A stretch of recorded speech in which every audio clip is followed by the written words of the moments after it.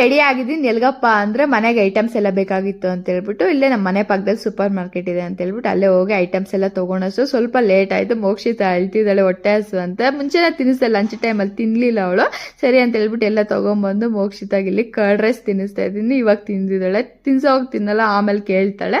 ಅವಳಿಗೆಲ್ಲ ತಿನ್ಸ್ಬಿಟ್ಟು ಮತ್ತೆ ಇನ್ನೊಂದು ಸೂಪರ್ ಮಾರ್ಕೆಟ್ಗೆ ಹೋಗಿದ್ವಿ. ನಮ್ಮ ಮನೆ ಪಕ್ಕದಲ್ಲೇ 2 ಸೂಪರ್ ಮಾರ್ಕೆಟ್, ಹತ್ರನೇ 5 ನಿಮಿಷ ಕೂಡ ಹಿಡಿಸಲ್ಲ. ಅಲ್ಲೂ ಬೇಕಾಗಿರೋ ಐಟಮ್ಸ್ ಎಲ್ಲ ತಗೊಂಡು ಬಿಲ್ಲಿಂಗ್ ಮಾಡಿಸ್ತಾ ಇದ್ದೀನಿ. ಆ ಫಸ್ಟ್ ಸೂಪರ್ ಮಾರ್ಕೆಟ್ ಸ್ವಲ್ಪ ಐಟಮ್ಸ್ ಸಿಗ್ಲಿಲ್ಲ ಅಂತ ಹೇಳ್ಬಿಟ್ಟು ಇಲ್ಲಿ ಬಂದು ಕರ್ಡು, ಚೀಸು, ಬಟರ್ ಅವೆಲ್ಲ ತಗೊಂಡು ನೆಕ್ಸ್ಟ್ ಬಂದು ನಾವು ಫಿಶ್ ಟ್ಯಾಂಕ್ ಅಂಗಡಿಗೆ ಹೋಗಿದ್ದೀವಿ. ಫಿಶಸ್ ಸ್ವಲ್ಪ ಬೇಕಾಗಿತ್ತು ಅಂತ ಹೇಳ್ಬಿಟ್ಟು ಅಲ್ಲೇ ಬರ್ಡ್ಸ್ ಎಲ್ಲ ಇತ್ತು. ತುಂಬಾನೇ ಕ್ಯೂಟ್, ನಂಗೆ ತುಂಬಾನೇ ಇಷ್ಟ ಬರ್ಡ್ಸ್, ಅನಿಮಲ್ಸ್ ಅಂದ್ರೆ. ಫಸ್ಟ್ ಎಲ್ಲ ಇಟ್ಕೊಂಡಿದ್ದೆ ನಾನು. ಬರ್ಡ್ಸ್, ಲವ್ ಬರ್ಡ್ಸ್ ಇತ್ತು, ರ್ಯಾಬಿಟ್ಸ್ ಇತ್ತೆಲ್ಲ ಇತ್ತು. ಮಗು ಆದ್ಮೇಲೆ ಏನು ಇಟ್ಕೊಂಡಿಲ್ಲ ಇವಾಗ.